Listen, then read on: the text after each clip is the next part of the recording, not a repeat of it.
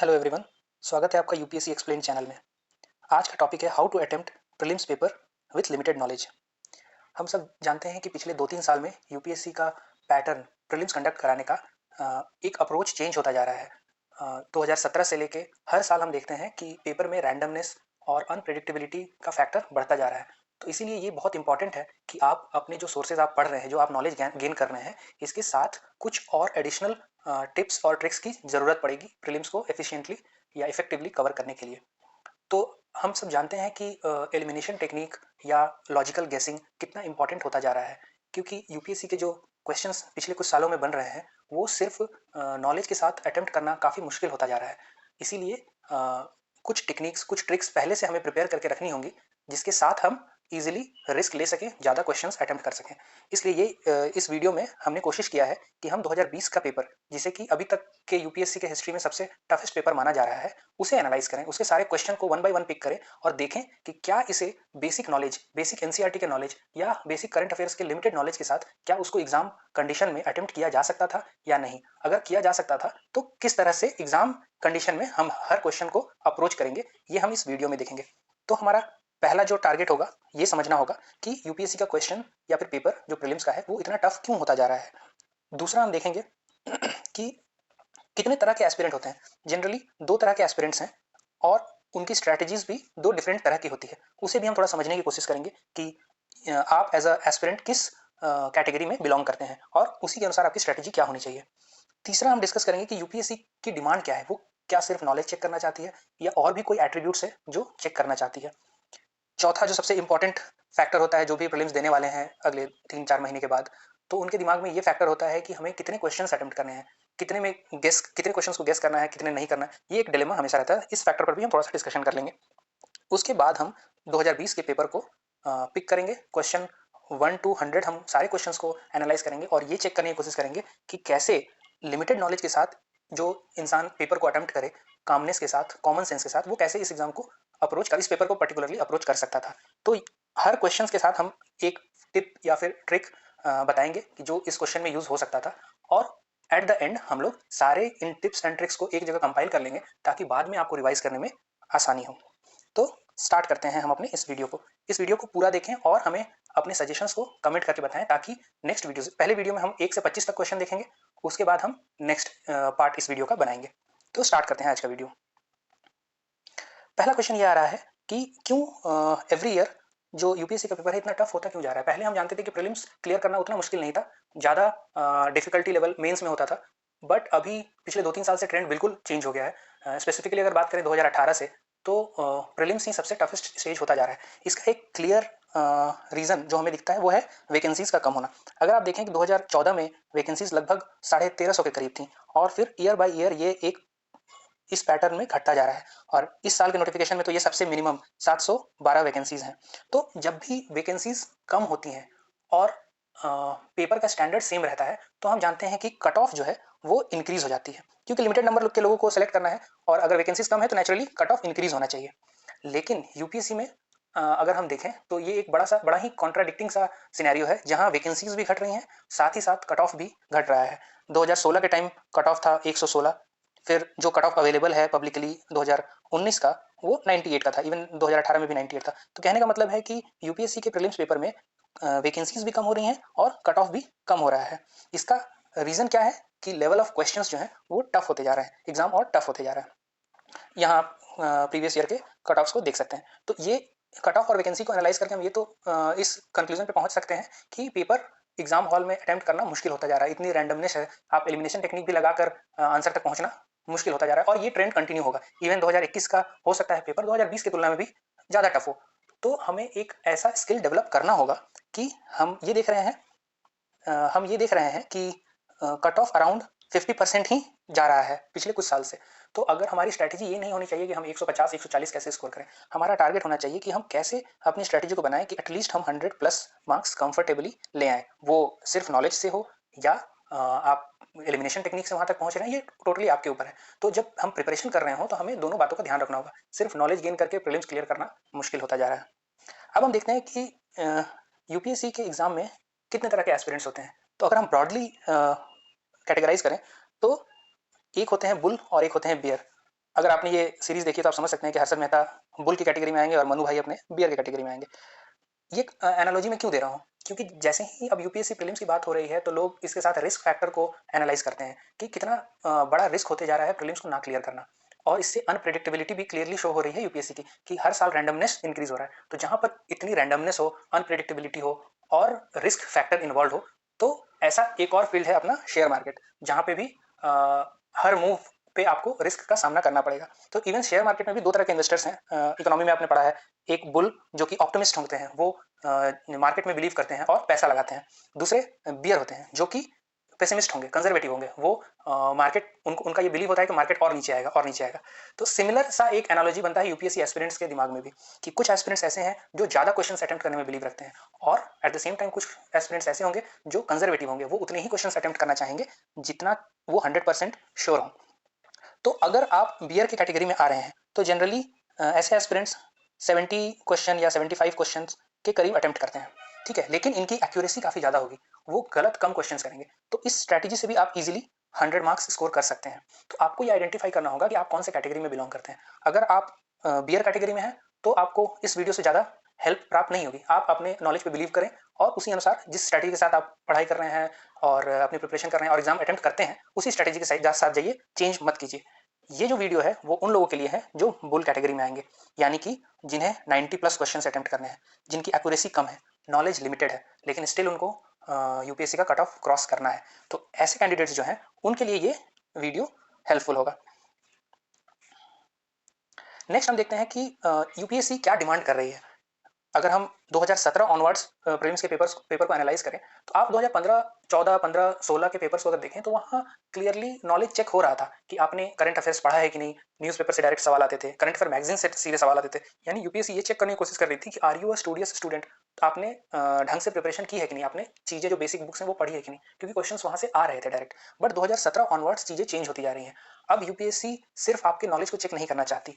अगर ब्रॉडली हम बोले तो यूपीएससी इंटरेस्टेड है आपके कॉमन सेंस में और आपके रिस्क टेकिंग एबिलिटी में, क्योंकि यही वो चीज़ें हैं जो इवन एग्जाम क्लियर करने के बाद आपको यूज़ करनी है। सिर्फ नॉलेज के बल पे आप एडमिनिस्ट्रेशन को हैंडल नहीं कर सकते। तो ये एक पैटर्न यूपीएससी के प्रीलिम्स में भी दिख रहा है। जो एनालिटिकल एबिलिटी वो मेंस में चेक कर रही थी, वो अब प्रीलिम्स में भी आ चुका है।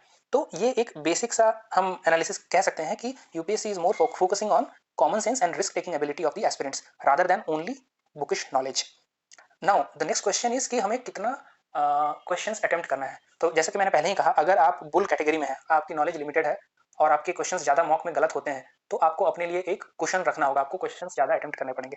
तो ये एक कोई आइडियल इक्वेशन नहीं है, ये इंडिविजुअल के साथ वेरी कर सकती है। बट इन जनरल अगर आप 95 क्वेश्चंस को टारगेट करें कि मुझे 95 अटेम्प्ट करना है, जहां आप 65 राइट करते हैं और अपने आप को एक 30 क्वेश्चंस का बफर देते हैं कि 30 क्वेश्चन मुझे गलत करना अलाउड है, तो आपके पास रिस्क टेकिंग एबिलिटी आपकी इंक्रीज हो जाती है। स्टिल इस इक्वेशन के थ्रू भी आप 110 स्कोर कर सकते हैं, which is very comfort. I am not talking about forest cut off, वो थोड़ा और ज़्यादा जाएगा, बट सीएससी के कट ऑफ आप इजीली क्लियर कर सकते हैं इस एक बेसिक अंडरस्टैंडिंग के साथ। और ये कोई मैकेनिकल स्ट्रैटेजी नहीं होगी कि आप इतना ही अटेम्प्ट करें, वो थोड़ा क्वेश्चन के स्टैंडर्ड पे भी वेरी करता है। बट एक ये ब्रॉड, अगर आप एलिमिनेशन टेक्निक यूज़ करते हैं और लॉजिकल गेसिंग यूज़ करते हैं, तो आपको इस नंबर को टारगेट करना चाहिए।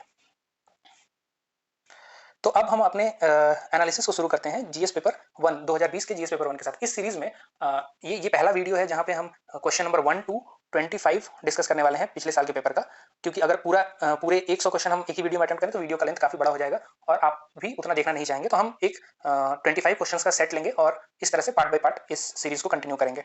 हमारा गोल क्या होगा इस पेपर को सॉल्व करने? क्या हम सिर्फ सोर्सेज डिस्कस करेंगे कहाँ से क्वेश्चन आया था या उसके एक्सप्लेनेशन डिस्कस करेंगे? नहीं, हमारा गोल होगा कि कैसे हम एलिमिनेशन टेक्निक्स को यूज कर सकते हैं या अपने लिमिटेड नॉलेज, एनसीईआरटीज की नॉलेज को यूज करके अगर आंसर तक ना भी पहुंच पाए तो एटलीस्ट 50-50 वाले कंडीशन तक पहुंच जाएं, जहां पे हमें दो ऑप्शन में से एक को चुनना हो। यानी अगर मैक्सिमम क्वेश्चन में हम 50-50 वाले कंडीशन तक आ जाएं तो हम दोनों में से कोई एक अटेम्प्ट करके रिस्क ले सकते हैं। और अगर आप 90 प्लस या 95 क्वेश्चन अटेम्प्ट करना चाहते हैं तो आपको ये मॉक टेस्ट देख के भी फील होगा कि आपके पास 40-50 क्वेश्चन ऐसे होंगे जहां आप 50-50 कंडीशन में ही रहेंगे, जिनमें से आपको एक चुनना पड़ेगा, क्योंकि पेपर इतना अनप्रेडिक्टेबल होता जा रहा है कि ये जो रेंज है गेस करने वाला, ये पहले के मुताबिक बढ़ता जा रहा है। तो हमारा टारगेट इस वीडियो में यही होगा कि एटलीस्ट हम हर क्वेश्चन में 50-50 वाले सिनेरियो तक पहुंच सके, और अगर आंसर तक पहुंच जाते हैं तो वेल एंड गुड।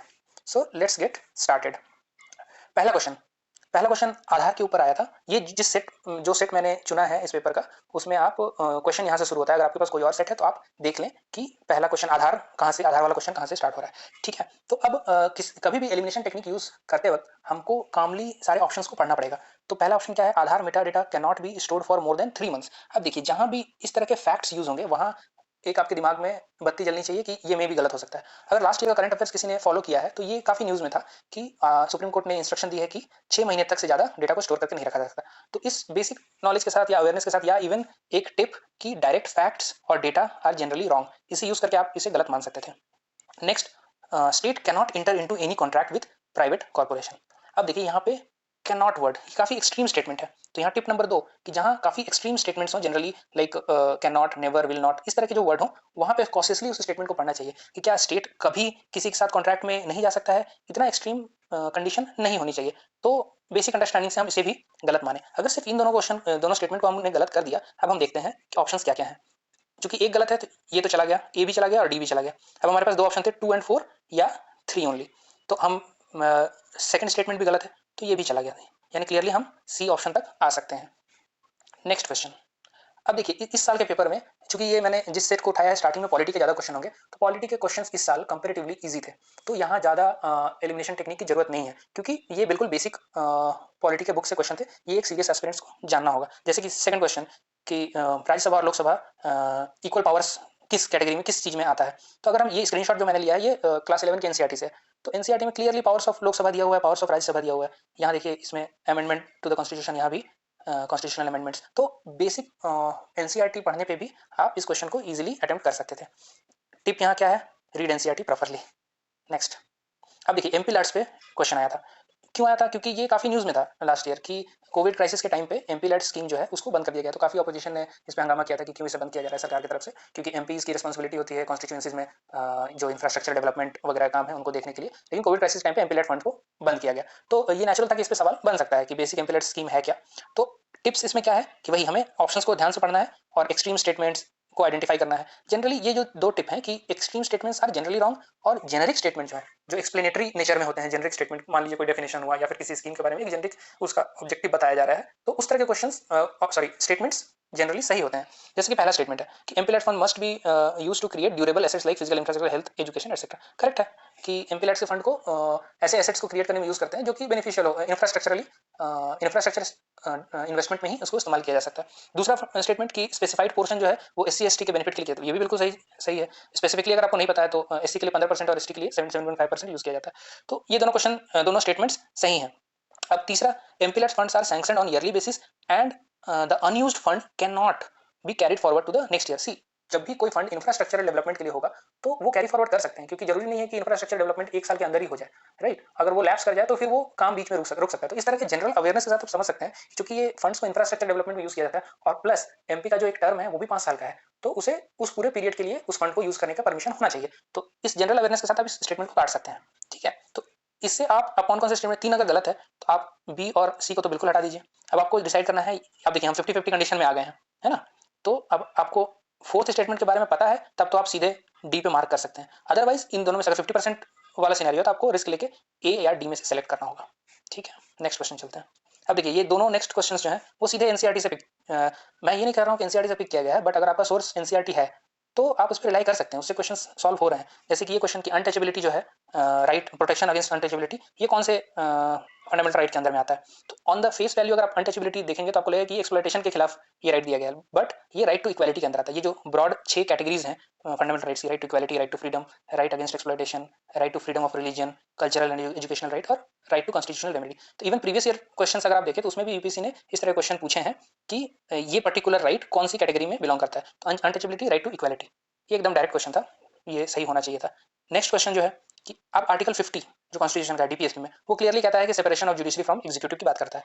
तो हमें अब पॉलिटी पढ़ते वक्त एटलीस्ट जो फंडामेंटल राइट्स हैं और जो डीपीएसपी हैं, यानी कि आर्टिकल 14 टू 51, ये हमें याद होने चाहिए कि कौन से आर्टिकल में क्या है। अगर आपको पता है कि जो separation of judiciary from the executive DPSP में बात की गई है, तो ये भी डायरेक्ट क्वेश्चन था। नेक्स्ट, अब जो क्वेश्चन 6 है, इसे अगर किसी ने एफआरबीएम एक्ट पढ़ा है तब तो ये उसके लिए डायरेक्ट क्वेश्चन हो गया कि वो डी मार्क करके आगे बढ़ जाएगा। बट अगर आपने एफआरबी में नहीं पढ़ा, आपको कोई आइडिया नहीं है, तो हम क्वेश्चन को ध्यान से समझ सकते हैं कि तब आप कैसे इसको अटेम्प्ट कर सकते थे।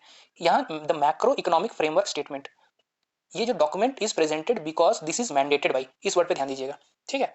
तो मैंडेटेड बाई, तो अब एक एक ऑप्शंस को एनालाइज कीजिए। देखिए कोई भी चीज़ अगर मैंडेटेड बाई है तो वो कन्वेंशन तो नहीं हो सकता। कन्वेंशन में ऐसी चीज़ें हम करते हैं जैसे लॉन्ग स्टैंडिंग पार्लियामेंट्री कन्वेंशन, कि वो मैंडेटेड नहीं है बट एक कन्वेंशन के अंडर हम उसे कर रहे हैं। तो पहला स्टेटमेंट तो ऐसे ही गलत बनाया गया है। नाउ नेक्स्ट, अगर ये आर्टिकल 112 और आर्टिकल 110, 112 और 110, ये 112 में बजट की बात की जाती है और 110 में मनी बिल की बात की जाती है। इवन 113 में डिमांड फॉर ग्रांट्स की बात की जाती है।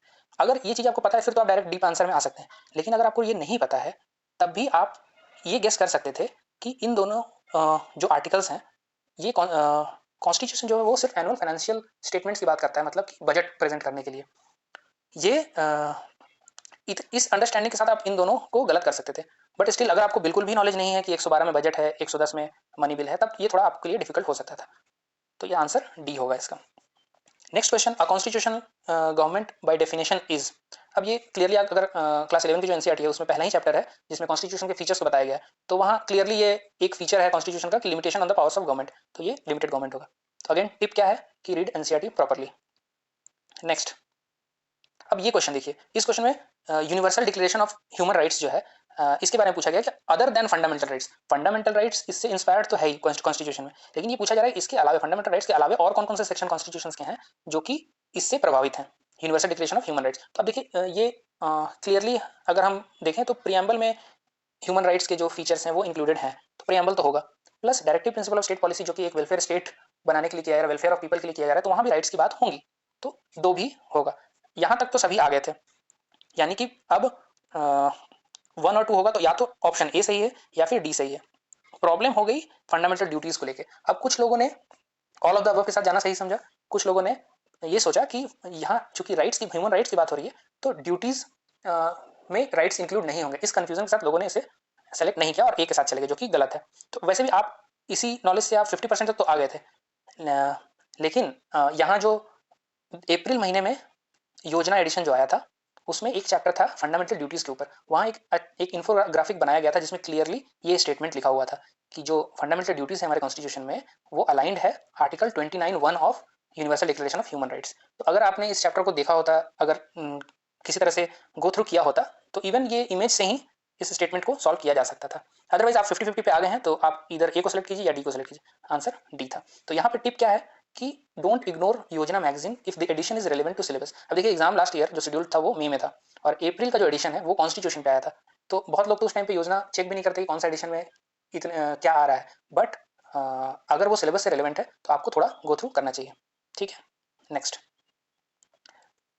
ये क्वेश्चन, नाइन्थ क्वेश्चन बहुत ही इंटरेस्टिंग है, क्योंकि अगर फेस वैल्यू पे इस क्वेश्चन को देखा जाए तो ये बहुत डिफिकल्ट लगता है, ठीक है। यहाँ पे टिप मैं पहले ही बता दे रहा हूँ कि इस क्वेश्चन के लिए टिप क्या है कि calmness in exam hall and general awareness. UPSC ज़्यादा क्वेश्चंस ऐसे ही, हम आगे भी पूरे पेपर को जब सॉल्व करेंगे तो देखेंगे इस तरह के क्वेश्चंस ज़्यादा नंबर में आ रहे हैं, जहाँ एक बार क्वेश्चन को देख के आपको फील होगा कि ये तो मैंने कहीं पढ़ा ही नहीं है, लेकिन अगर आप कामनेस के साथ उसके स्टेटमेंट्स को पढ़ेंगे तो आप एक लॉजिकल गेस या कंक्लूजन तक पहुंच सकते हैं। तो अब हम इस क्वेश्चन को देखते हैं, ये बड़ा इंटरेस्टिंग है, इसको ध्यान से देखिएगा। देखिए, legal service authorities provide free legal service to which of the following type of citizen. तो यहाँ टाइप्स ऑफ सिटीजन दिए गए हैं और उनके इनकम लेवल दी गई है कि कितना एनुअल इनकम से कम वालों को ये फ्री लीगल सर्विस सरकार प्रोवाइड करेगी, ठीक है। तो इतना तो किसी के लिए पॉसिबल नहीं है कि वो सारे सिटीजन के जो क्राइटेरियाज हैं उनको इनकम लेवल याद हो, और ये लीगल सर्विस अथॉरिटीज या फ्री लीगल सर्विस इतना इंपॉर्टेंट टॉपिक भी नहीं था करंट अफेयर में कि आपको इतना डिटेलिंग पता हो, तो ये इसीलिए डिफिकल्ट क्वेश्चन है। तो अब मैंने इस क्वेश्चन को कैसे अप्रोच किया, पहले तो देखिए ऑल सीनियर सिटीजन, ये स्टेटमेंट इसे गलत माना जा सकता है। क्यों? क्योंकि 60+ काफ़ी बड़ा पॉपुलेशन है कंट्री में, किसी भी सरकार के लिए ये पॉसिबल नहीं है कि सारे सीनियर सिटीजन्स को फ्री लीगल एड दिया जा सके, ये फाइनेंशियली पॉसिबल नहीं है मैनेज करना, इतने पैसे नहीं है सरकार के पास। तो ये बेसिक अंडरस्टैंडिंग से या लॉजिक से हम इस स्टेटमेंट को तो गलत मान सकते हैं। अब जैसे ही इसे हम गलत मानेंगे तो हम डायरेक्ट 50-50 सिनेरियो पे पहुंच चुके हैं, राइट। अब इन दोनों में से कोई आप सेलेक्ट कर लीजिए, रिस्क तो आपको लेना ही है 50-50 वालों में। अब लेकिन एक स्टेप फर्दर जाते हैं और आंसर तक पहुंचने की कोशिश करते हैं।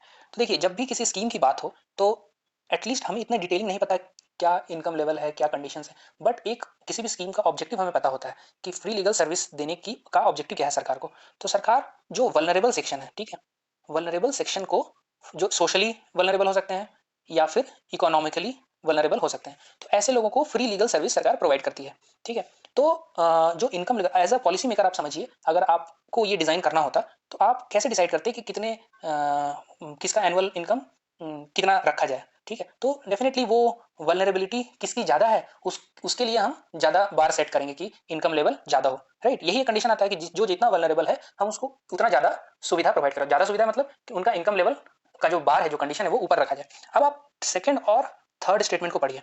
सेकंड स्टेटमेंट कह रहा है कि ट्रांसजेंडर्स जो हैं उनके लिए ये लिमिट रखी गई है 2 लाख की, ठीक है। अब मुझे पता नहीं है, हो सकता है रखी गई हो।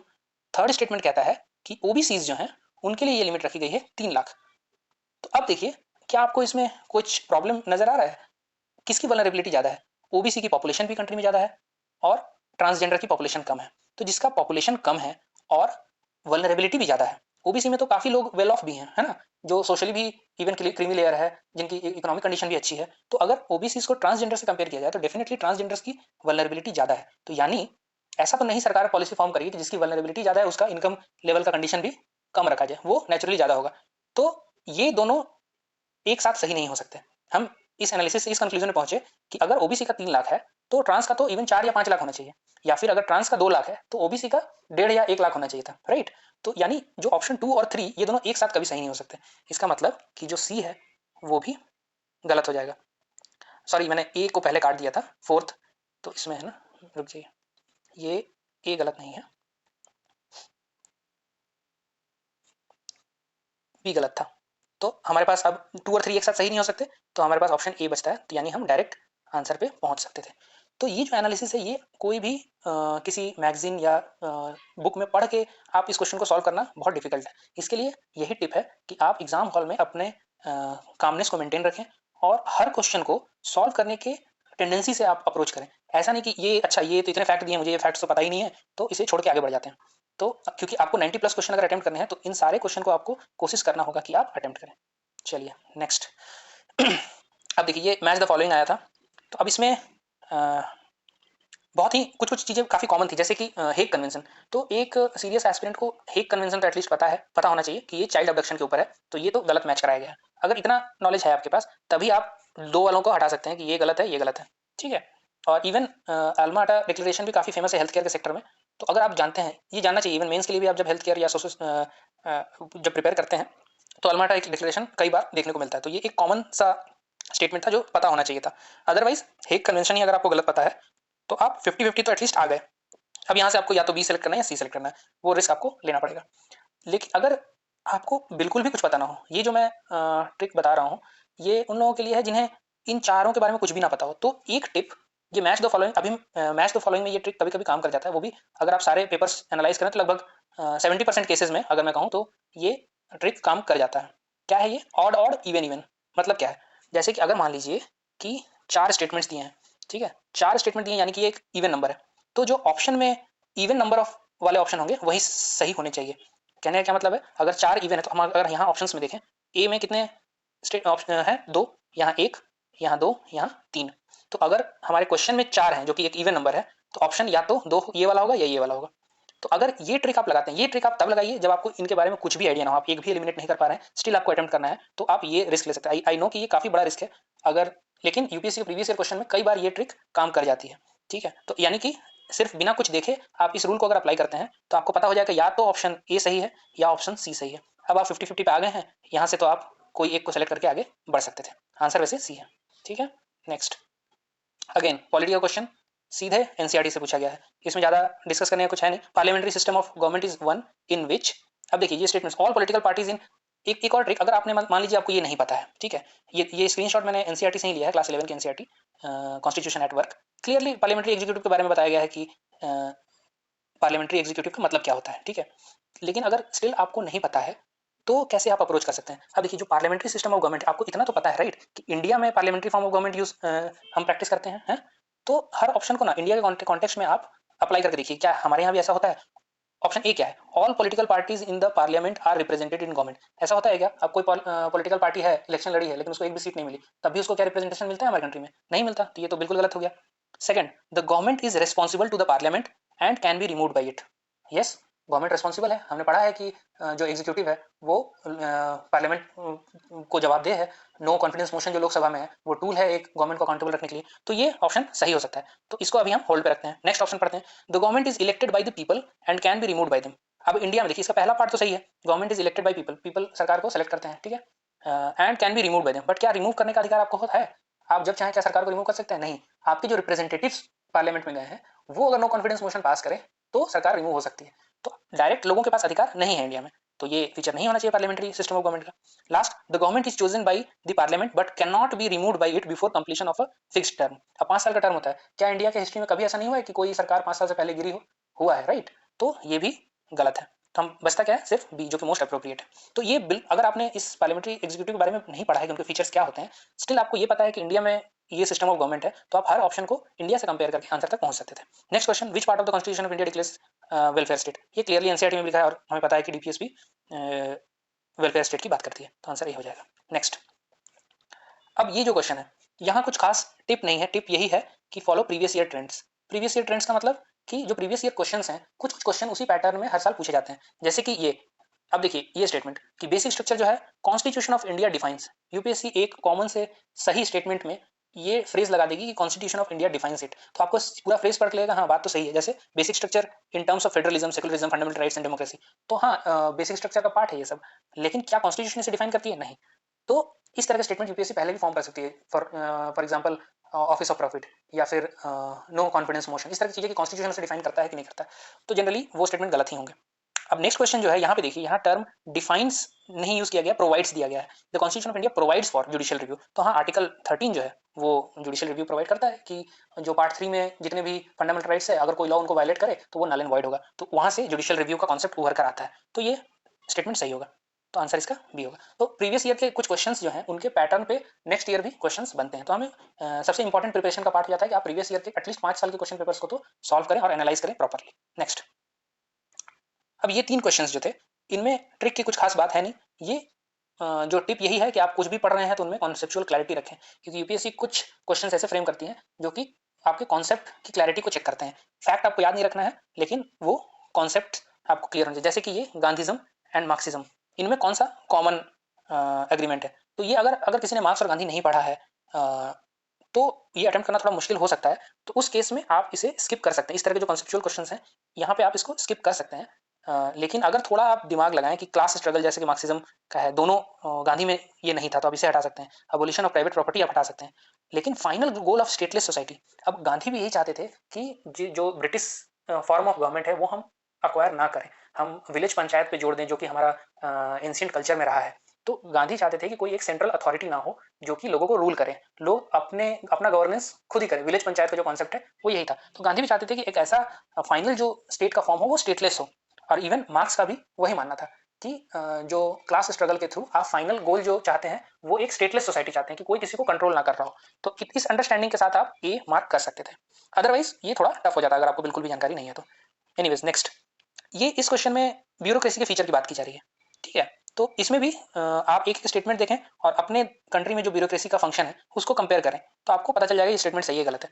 An agency for widening the scope of parliamentary democracy, नहीं, पार्लियामेंट्री डेमोक्रेसी को स्ट्रेंथन करने में ब्यूरोक्रेसी का क्या काम है, तो ये तो एक वेग सा स्टेटमेंट बनाया गया है। Next, an agency for strengthening the structure of federalism, ये तो बिल्कुल भी गलत है। अब आप देखिए कैसे गलत है कि फेडरलिज्म को ये स्ट्रॉन्ग नहीं करता, इवन वीक करता है। आप अगर ऑल इंडिया सर्विसेज को देखें कि सेंटर अपॉइंट करती है आईएएस आईपीएस को स्टेट में कि आप स्टेट में काम करें, तो ये तो इंटरफेरेंस हुआ ना।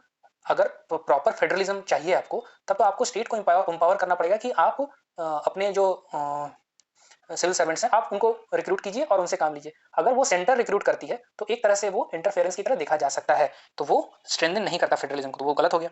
Third, an agency for facilitating political stability and economic growth, बिल्कुल नहीं, इनका ये पॉलिटिकल स्टेबिलिटी से इनका कुछ लेना देना नहीं है, बल्कि ब्यूरोक्रेसी को तो पॉलिटिकली न्यूट्रल होना है, जो भी सरकार रहेगी आप उसके पॉलिसीज को इंप्लीमेंट करेंगे, राइट, तो ये स्टेटमेंट भी वेग सा है, ये भी गलत है। Last statement, an agency for implementation of public policy, ये बिल्कुल सही है। Next question, the preamble of constitution of India is, अब देखिए ये प्रियम्बल का जो डिबेट है कि ये क्या पार्ट ऑफ कॉन्स्टिट्यूशन है कि नहीं, तो सबसे पहले तो बेरूबरी केस जो हुआ था उसमें कहा गया कि not, it's not part of constitution, but Kesavananda Bharati में अगेन 1973 सुप्रीम कोर्ट ने माना कि yes it is part of the constitution but it is not legally enforceable, ठीक है, बट प्रियम्बल को हमेशा एक गाइडिंग लाइट की तरह यूज किया गया है सुप्रीम कोर्ट के द्वारा। जब भी किसी जजमेंट में किसी किसी इशू में आप कॉन्स्टिट्यूशनैलिटी को जब एनालाइज करते हैं तो एक ब्रॉड फ्रेमवर्क की तरह हम प्रियम्बल को सुप्रीम कोर्ट देखती है। कई जजमेंट में उसको कोर्ट भी किया गया। तो इस नॉलेज के साथ, ये एक बेसिक कॉन्सेप्चुअल अंडरस्टैंडिंग के साथ अगर आप इस क्वेश्चन को अटेम्प्ट करें तो not a part of constitution, तो ये बिल्कुल गलत हो गया। अब part of constitution but has no legal effect, सही लग रहा है। सी क्या है, part of constitution and has the same legal effect as any other part, नहीं, नॉट इन्फोर्सेबल है। ठीक है, अब लास्ट क्वेश्चन देखिए। अब देखिए इस तरह के क्वेश्चंस में हमें सिर्फ सही आंसर ही नहीं पिक करना, हमें मोस्ट अप्रोप्रिएट आंसर पिक करना होता है। तो ये जो ऑप्शन है वो भी सही लग रहा है, बट डी मोस्ट अप्रोप्रिएट है। क्या है D? A part of constitution but has no legal effect independently of other parts. तो ये मोस्ट अप्रोप्रिएट होगा। कहने का क्या मतलब है कि सिर्फ प्रियम्बल में जो बातें लिखी है उसके लिए आप सुप्रीम कोर्ट नहीं जा सकते इन्फोर्स करवाने के लिए, लेकिन अगर सपोज की कोई आर्टिकल 25 या 26 जो कि फ्रीडम ऑफ रिलीजन की बात करता है, तो उसके इन्फोर्समेंट के लिए आप सुप्रीम कोर्ट जा सकते हैं, और सुप्रीम कोर्ट प्रियम्बल में जो सेकुलरिज्म वर्ड है उसको कोट कर सकती है या उसका रेफरेंस ले सकती है। तो इंडिपेंडेंटली प्रियम्बल तो इन्फोर्सेबल नहीं होगा, लेकिन किसी और पार्ट के साथ इन्फोर्सेबल होगा। तो ये मोस्ट सुटेबल आंसर होगा, आंसर डी होगा इसका। नेक्स्ट, अब देखिए ये गोल्ड ट्रांस या रिजर्व ट्रांस की बात की जा रही है। ये बिल्कुल डायरेक्ट क्वेश्चन है, अगर आप इकोनॉमी में पता होना चाहिए कि आईएमएफ टर्म यूज करती है, बट हम अज्यूम कर लेते हैं कि हमें नहीं पता है, तो हम क्या कैसे इसको अटेम्प्ट कर सकते थे। तो यहाँ एक बहुत ही इंपॉर्टेंट टिप है, इसको आप नोट कर लीजिए। ये टिप क्या है कि if two similar sounding options is present with common phrase, क्या क्या कीवर्ड्स हैं? सिमिलर साउंडिंग ऑप्शंस और common phrase, then one of them is correct. कहने का क्या मतलब है कि अगर मान लीजिए कि 4 ऑप्शंस दिए हुए हैं आपके पास, उसमें आपको एक कॉमन फ्रेज दिख रहा है 2 ऑप्शन में, तो इतना अश्योर हो जाइए कि उन्हीं दोनों में से एक सही होगा। ठीक है, ये बेस्ट तरीका है इस तरह के ऑप्शंस में 50-50 सिनेरियो तक आने का। यहाँ एग्जांपल देख लेते हैं। यहाँ आप अगर ऑब्जर्व करें सी नंबर में कि एक क्रेडिट सिस्टम ग्रांटेड बाई, ये एक फ्रेज हुआ। डी में क्या है? A credit system granted by, तो ये एक कॉमन फ्रेज हुआ। 2 ऑप्शंस में सेम फ्रेज यूज किया गया है। तो अगर आप हम इस टिप को माने तो हम ये समझ गए कि इन्हीं दोनों में से एक सही होना चाहिए। देखिए अब ये इस तरह के जो टिप्स हैं वो यूपीएससी के पेपर, प्रीवियस ईयर पेपर में भी आप ट्राई करके, इवन इसी पेपर में 2020 वाले में भी 3 क्वेश्चन इस टिप के साथ सॉल्व किए जा सकते हैं, हम आगे देखेंगे। ठीक है, तो हमने इन 4 ऑप्शंस में से ये आइडेंटिफाई कर लिया, क्योंकि 2 सिमिलर साउंडिंग ऑप्शंस हैं, तो इन्हीं में से कोई एक होगा। अब देखिए यहाँ तक आने के बाद आप 50-50 तक आ गए, तो इन दोनों में से कोई एक अटेम्प्ट करके आप आगे बढ़ सकते थे। लेकिन अगर एक स्टेप फर्दर जाना है कि आंसर क्या होगा, तो ये जो कॉमन फ्रेज है ये क्या है? A credit system granted by. तो इतना जो यूपीएससी के लिए प्रिपेयर कर रहे हैं, इतना उन्हें अंडरस्टैंडिंग होगी कि क्रेडिट सिस्टम मतलब कि लोन देने का काम डब्ल्यूटीओ नहीं बल्कि आईएमएफ करता है ना। तो आंसर इसका डी होगा। ठीक है, next question. Again next question के लिए टिप वही है जो हर बार आ रहा है कि रीड एनसीईआरटी प्रॉपर्ली, कि डीपीएसपी पे ये सवाल बनाया गया था, बहुत ही सिंपल सवाल। They shall be enforceable by court, नहीं, they are non justiciable rights. ठीक है, second, they shall not be enforceable by any court, correct है। Third, the principle laid down in this part are to influence the making of laws by the state, बिल्कुल सही objective है, जो गोल होता है DPSP का कि पॉलिसी मेकिंग में या लॉ मेकिंग में गवर्नमेंट इससे इंस्पिरेशन लेती है। ठीक है, तो आंसर क्या हो जाएगा मेरा? एक गलत है, ये गलत हो गया, ये गलत हो गया, 2 एंड 3। नेक्स्ट, अब नेक्स्ट जो क्वेश्चन है ये भी ये थोड़ा डिबेटेबल है अभी भी, कि इसमें जो ऑप्शन 2 है, मतलब सेकंड स्टेटमेंट है, ये तो गलत है। ये 2 तरीके से हम इसको सॉल्व कर सकते हैं। या तो आपको पता हो कि RPM representation of people act में जो डिस्क्वालिफिकेशन की कंडीशंस है, उसमें बोला जाता है कि 2 साल से ज़्यादा अगर किसी को जेल हुआ है तो रिलीज के बाद भी 6 साल तक वो इलेक्शन नहीं लड़ सकता। ठीक है, बट ये फैक्ट अगर आपको नहीं पता, तब भी अगर आप इस स्टेटमेंट को पढ़ें तो यहाँ क्या कह रहा है कि अगर इम्प्रिजनमेंट 5 ईयर्स का हो तो ही इज परमानेंटली डिस्क्वालीफाइड। अब इंडिया में किसी भी पॉलिटिशियन को हमने सुना तो नहीं है कि उसको परमानेंटली डिस्क्वालीफाइड कर दिया गया हो। तो इस एक्सट्रीम स्टेटमेंट को आइडेंटिफाई करके आप इसे सॉल्व कर, मतलब इससे गलत तो मान ही सकते थे। 2 तो गलत हो गया। अब पहला जो स्टेटमेंट है वो थोड़ा सा अभी भी डिबेटेबल है। यूपीएससी की आएगी तो हमें पता चलेगा कि क्या ये सही यूपीएससी ने माना है या गलत माना है। तो ये एक डाउटफुल ही अभी स्टेट में है। इसमें क्या कह रहा है? According to constitution. तो पहले ही तो अकॉर्डिंग टू कॉन्स्टिट्यूशन जब भी बात आएगा तो हमारा रेड फ्लैग आ जाना चाहिए कि शायद ये स्टेटमेंट गलत है। ठीक है, क्या कह रहा है कि a person who is eligible to vote can be made a minister in a state for 6 months even if he is not a member of the legislature. ये तो करेक्ट स्टेटमेंट है, बट अदर कंडीशंस भी involve. पहला तो कि constitution in चीजों को define नहीं करता। दूसरा ये कि और भी कंडीशंस हैं किसी को मिनिस्टर बनाने के लिए, कि कोई ऑफिस ऑफ प्रॉफिट हेल्ड ना करता हो, या अदर जो कंडीशन फॉर स्टेट या फिर पार्लियामेंट में जो मेंबर बनने की जो कंडीशन है वो भी फुलफिल होनी चाहिए। तो ये वेग सा एक स्टेटमेंट फॉर्म किया गया था। तो मोस्टली ये माना जा रहा है कि ये भी गलत था और आंसर डी होना चाहिए, बट ये हम वेट करेंगे आंसर की आने का। नेक्स्ट क्वेश्चन जो है, नेक्स्ट क्वेश्चन अगेन कुछ चीज़ें बिल्कुल ये कॉमन क्वेश्चन था। आप स्टेटमेंट को पढ़ते ही समझ जाएंगे कि क्या सही हो सकता है क्या गलत हो सकता है। जनरली आपको कामनेस रखनी है और जनरल अवेयरनेस के साथ अप्रोच करना है। जैसे कि जेनरिक स्टेटमेंट सही होंगे, जैसे ये पहला, the president of India can summon a session of parliament at such phase he thinks he such place he और शी थिंक्स फिट। बिल्कुल सही बात है। सेकंड क्या है, द कॉन्स्टिट्यूशन ऑफ, देखिए अगेन सेम फ्रेज कि constitution of India provides for 3 sessions. एक तो इसमें फैक्ट भी आ गया 3 session of parliament in a year, but it is not mandatory to conduct all 3 session. अब देखिए कॉन्स्टिट्यूशन इस बारे में बात नहीं करता, कॉन्स्टिट्यूशन सिर्फ ये कहता है कि जो पार्लियामेंट है उसको एटलीस्ट 6 मंथ के गैप पे मिलना पड़ेगा, ठीक है, इससे ज्यादा वो कुछ नहीं कहता कि 3 होने चाहिए, 4 होने चाहिए। तो ये स्टेटमेंट तो बिल्कुल गलत है। तो अगर 2 को आप एलिमिनेट कर दें तो ये गया ये गया। अब 1 हमें पता है सही है। थर्ड स्टेटमेंट देखिए, देर इज नो, यहाँ से तो हम 50-50 पे आ गए हैं। अगर थर्ड आपको नहीं पता है तो आपको इनमें अटेम्प्ट करना होगा, किसी ए या सी को अटेम्प्ट करके आगे बढ़ना होगा। बट थर्ड स्टेटमेंट पढ़ देते हैं, there is no minimum number of days that the parliament is required to meet in a year. अब देखिए अगर ये फैक्ट आपको नहीं पता है तब भी आप ये समझ सकते हैं कि इस साल 2020 में क्या हुआ। 2020 में कोरोना की वजह से, कोविड की वजह से पार्लियामेंट के जो सेशंस हुए वो शॉर्ट ड्यूरेशन के हुए, ठीक है। अगर कॉन्स्टिट्यूशन में ये लिखा होता कि पर्टिकुलर डेज के लिए पार्लियामेंट को मिलना ही है तो क्या इतनी इजीली हमारे इस साल के सेशंस को शॉर्टन किया जा सकता था? नहीं किया जा सकता। तो ये एक अगर जनरल अवेयरनेस है, आपको पता है कि हाँ इस साल शॉर्टन किया गया है नंबर ऑफ डेज को, तो आप मान सकते हैं कि हाँ ये स्टेटमेंट सही है कि कोई कंडीशन कॉन्स्टिट्यूशन प्रोवाइड नहीं करती, मतलब बाउंड नहीं करती कि इतने दिन आपको मिलना ही है, इतने दिन का सेशन होना ही चाहिए। तो इस जनरल अवेयरनेस के साथ आप 1 और 3 मार सकते थे। Next question. अब देखिए यहाँ से हिस्ट्री क्वेश्चन शुरू हो रहे हैं। अगेन जो पहला क्वेश्चन था, पहला क्वेश्चन है यूपीएससी का, इसमें डायरेक्ट क्लास 8 के एनसीईआरटी में से एक बॉक्स से पिक किया गया है ये वर्ड औरंग, जो कि एक वेयर हाउस, पर्शियन टर्म है वेयर हाउस के लिए। तो यूपीएससी एक स्टेटमेंट तो पहला क्लियरली गलत हो गया है ना। तो सिर्फ एनसीईआरटी के नॉलेज से आप ए और डी को तो एलिमिनेट कर दिए। अब बी और सी में 3 कॉमन है, मतलब ये स्टेटमेंट सही है। अब आपका ये क्वेश्चन अटेम्प्ट करना इस पर डिपेंड करता है कि सेकंड आपको पता है कि नहीं पता है। स्टिल सिर्फ एनसीईआरटी के नॉलेज से आप 50-50 कंडीशन पे आ गए। हमारा टारगेट भी यही है कि हम 50-50 पे अगर आ गए तो इन दोनों में से किसी एक को सेलेक्ट करके आगे बढ़ जाइए, ठीक है। वैसे इसका आंसर बी होगा। Next question as always UPSC का फेवरेट, बुद्धिज्म। बुद्धिज्म से सवाल पूछा गया अगेन। बुद्धिज्म के सेक्ट्स के बारे में इस बार पूछा गया। तो अब इसमें भी ये है कि जो पहला स्टेटमेंट है, देखिए अगर आपको बिल्कुल भी नहीं पता कि ये स्थाविरावदिन्स क्या है, महायाना क्या है, महासंघिका क्या है, तब तो ये अटेम्प्ट करना बहुत मुश्किल है। आपको एडवाइस किया जाएगा कि इसे आप छोड़ के आगे बढ़ जाएं। लेकिन अगर थोड़ा अंडरस्टैंडिंग आपको है कि 300 बीसी के टाइम पे, जब 300-400 बीसी के टाइम पे 2 सेक्ट्स डिवाइड हुए थे, एक था मेरा स्थाविरवदिन, एक स्थाविरवदिन था और एक था महासंघिका, है ना। तो अगर ये बेसिक आपको पता है, और अगर जो हीनयान और महायान है वो अराउंड कनिष्क के टाइम पे जो बुद्धिस्ट काउंसिल हुआ था उस पीरियड में, तो ये टाइमलाइन ही मैच नहीं करता स्थाविरावदिन और महायान का। यानी ये 2 अलग अलग पीरियड के सेक्ट्स हैं जिनको एक साथ एक स्टेटमेंट में पूछा गया है। तो इतना अंडरस्टैंडिंग अगर आपको है तो आप इस स्टेटमेंट को गलत मान सकते थे, जिससे कि आप 50-50 कंडीशन पे पहुंचते। लेकिन बाकी ये नॉलेज बेस्ड क्वेश्चन था, अगर आपको नहीं पता तो ये छोड़ देने में समझदारी थी, ठीक है। ऐसे आंसर इसका बी होगा। नेक्स्ट। अब देखिए ये क्वेश्चंस भी इनमें स्पेसिफिक कोई ट्रिक तो काम नहीं आएगी। हिस्ट्री के क्वेश्चंस में जनरली ऐसा होता है कि बहुत कम ही एलिमिनेशन टेक्निक्स आप यूज कर सकते हैं, हिस्ट्री में स्कोप थोड़ा कम हो जाता है। लेकिन कैसे अप्रोच करना था ये हम देख लेते हैं। तो अगर 23rd क्वेश्चन देखा जाए, विच of the following statement correctly explain the impact of industrial revolution.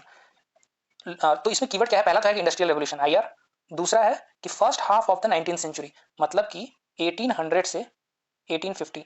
Question को पूरा पढ़ना बहुत इंपॉर्टेंट है कि किस टाइम फ्रेम की बात की जा रही है, ठीक है। अब 2 कीवर्ड हो गए, एक आईआर और एक ये टाइम फ्रेम।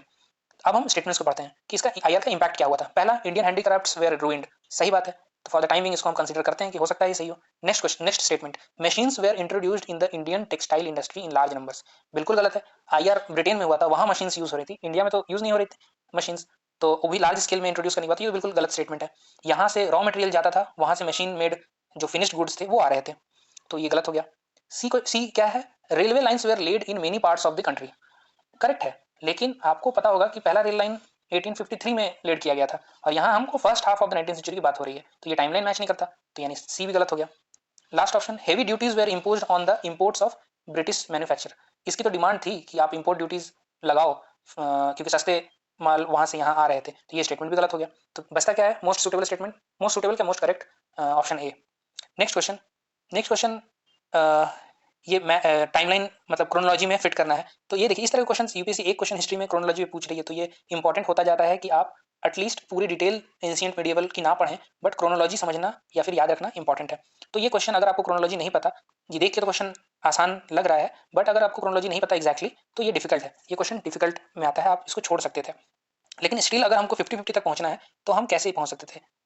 अब देखिए इस क्वेश्चन में पल्लवा और चोला, पाला और प्रतिहारा जनरली ऐसे डायनेस्टीज हैं जिनके बारे में हम ज्यादा डिटेल में नहीं पढ़ते हैं, राइट। लेकिन पल्लवा और चोला के बारे में हमें इवन अगर एंशिएंट में नहीं पढ़ा है, मिडिवल में नहीं पढ़ा है, तो एटलीस्ट हमने आर्ट एंड कल्चर में तो पढ़ा है। तो आर्ट एंड कल्चर में जो पल्लवा और चोला आर्किटेक्चर के बारे में हमने पढ़ा, तो हम इतना तो जानते हैं कि पल्लवा पहले आए थे, उसके बाद फिर चोला आए, है ना। चोला तो 9th to 13th सेंचुरी इनका रहा था। तो ये आर्ट एंड कल्चर के नॉलेज से हम इतना समझ सकते हैं कि पल्लवा पहले थे, चोला बाद में आए। तो यानी जो क्रोनोलॉजी होगी उसमें पहले पल्लवा होगा। तो हमें ऐसा फाइंड आउट करना है कॉम्बिनेशन जिसमें 2 के बाद 3 आता हो। तो ऐसे स्टेटमेंट कौन कौन से हैं? ए है जिसमें 2 के बाद 3 आ रहा है, और सी है जिसमें 2 के बाद 3 आ रहा होगा। तो यहाँ से हम 50-50 तक पहुँच गए। या तो आंसर ए होगा या आंसर सी होगा, ठीक है। तो अगर 50 तक आप पहुँच गए हैं तब तो आपको कोई एक सेलेक्ट करके आगे बढ़ जाना चाहिए। यही हमारा टारगेट भी था कि हम 50-50 तक पहले पहुँचना है। तो आंसर वैसे इसका सी है, ठीक है। अब आज का लास्ट क्वेश्चन जो हुंडी के बारे में था। अब ये अगेन इसमें कुछ ट्रिक नहीं लगाया जा सकता है। अगर आपने जहाँ से भी पढ़ा है मनी वाला चैप्टर इकोनॉमी में, तो जब भी हम मनी या पेपर करेंसी की बात करते हैं तो हुंडी का जिक्र आ जाता है कि पहले जरूरी नहीं आपको ये पता हो कि पोस्ट हर्षा पीरियड में ही था या नहीं, बट हुंडी एक कॉमन टर्म है पेपर करेंसी के लिए, जो कि पहले यूज किया जा सकता था। तो ये तो रेफरेंस मैंने विकीपीडिया से लिया है, तो जरूरी नहीं है आप विकीपीडिया पढ़े हो। इवन अगर आपने मृणाल भाई का पीडीएफ पढ़ा हो तो मनी वाला जो सेक्शन है उन्होंने क्लियरली वहाँ पे हुंडी मेंशन किया है।